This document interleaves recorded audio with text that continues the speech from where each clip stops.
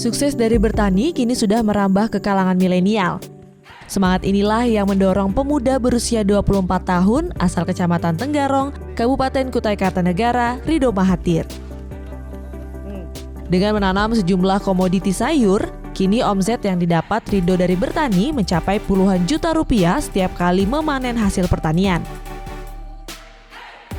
Memulai bertani sejak tahun 2017 lalu, Ridho mulai menekuni dunia pertanian dengan menanam cabai karena harga pasarannya cukup tinggi. Pada saat memulai, Ridho menggarap lahan seluas 5 kali 15 meter persegi di Desa Bendang Raya yang ditanami sekitar 150 pohon cabai. Pertama kali memanen cabai di lahan tersebut, Ridho berhasil memperoleh omset sebesar 6 juta rupiah. Dari hasil yang didapat itu, kecintaannya terhadap dunia pertanian semakin tinggi. Ditambah saat ini dunia pertanian sudah menggunakan teknologi yang semakin canggih sehingga memudahkan dirinya dalam bercocok tanam. Nah, kalau pertama kali saya tanam itu lucu. Pohonnya itu bisa dikatakan cuma hitungan 150 pohon kalau tidak salah seingat saya pertama kali tanam itu tadi. Di ukuran lahan berapa? Luasannya kurang lebih 5 kali 15 Waktu itu ya? ya waktu itu.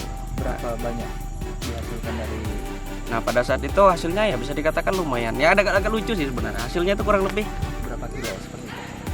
kalau kilonya saya kurang ingat, tapi mungkin hasilnya itu kurang lebih uangnya 6 jutaan.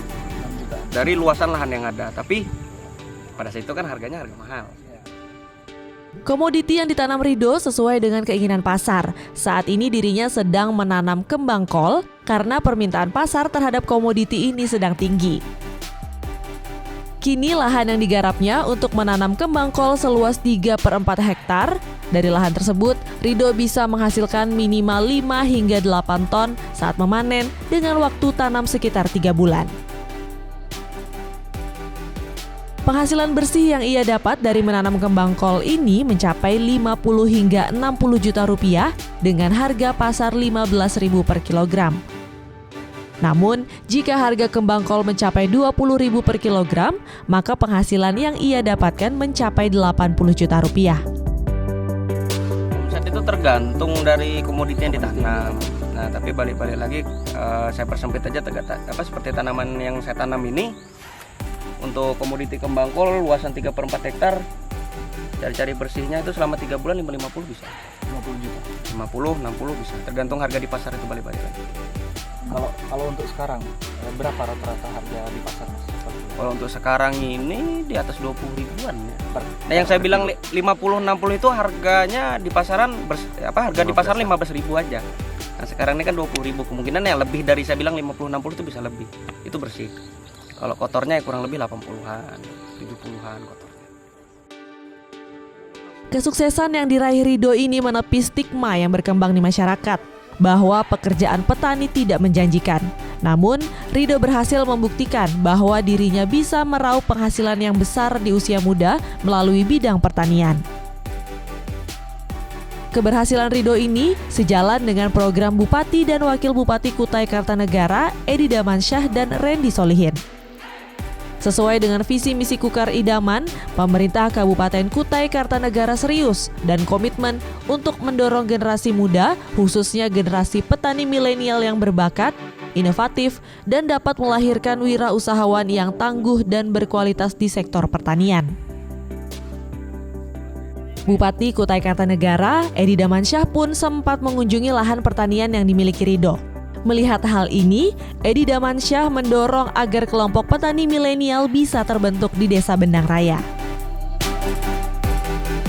Karena semangatnya nih petani milenial, jadi bentuklah namanya apa, tapi yang terhimpunlah para generasi milenial ini yang sudah memasuki profesi pertanian ini. Saya kira ini kawasan belakangnya sudah luar biasa, tadi disampaikan panennya, tumpuan ekonomi keluarga sudah profesi ditekuni, bahkan hasilnya sangat luar biasa. Jadi ini yang harus kita ketahui bersama bahwa sektor pertanian ini punya potensi besar.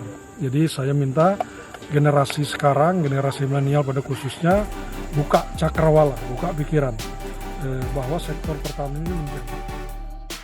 Edi Damansyah memang sangat konsen terhadap bidang pertanian dalam arti luas. Secara bertahap, pemerintah Kabupaten Kutai Kartanegara memberikan dukungan fasilitas seperti peralatan yang dibutuhkan.